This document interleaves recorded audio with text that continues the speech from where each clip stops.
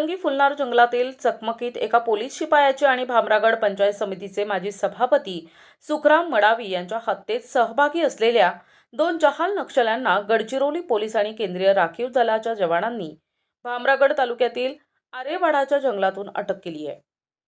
केलू पांडू मडकाम उर्फ दोळवा आणि रमा दोहे कोरचा उर्फ डुम्मी अशी अटकेतील नक्षल्यांची नावे आहेत।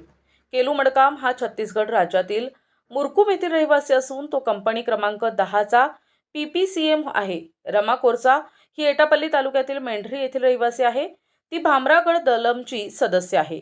आरेवाडा परिसरात पोलिसांच्या हालचालींवर लक्ष ठेवण्यासाठी ते फिरत असताना पोलिसांनी त्यांना अटक केली आहे। 11 फेब्रुवारीला दिरंगी फुलनार जंगलात झालेल्या चकमकीत त्यांचा प्रत्यक्ष सहभाग होता।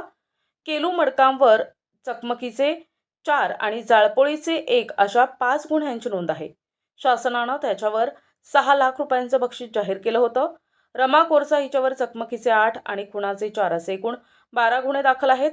1 फेब्रुवारीला भामरागड पंचायत समितीचे माजी सभापती सुखराम मडावी यांची हत्या झाली, त्यात रमाचा प्रत्यक्ष सहभाग होता।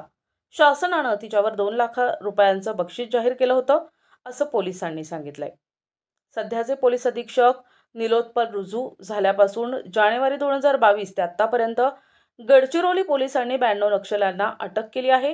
नक्षल विरोधी अभियानाचे विशेष पोलीस महानिरीक्षक संदीप पाटील, उपमहानिरीक्षक अंकित गोयल, पोलीस अधीक्षक निलोत्पल, केंद्रीय राखीव दलाच्या 37 बटालियनचे कमांडंट दाओ किंडो, अपर पोलीस अधीक्षक यतीश देशमुख, एम रमेश, उपविभागीय पोलीस अधिकारी विशाल नागरगोजे यांच्या मार्गदर्शनात ही कारवाई करण्यात आली आहे। प्रतिनिधी भास्कर फरकडे, NTV न्यूज मराठी, गडचिरोली।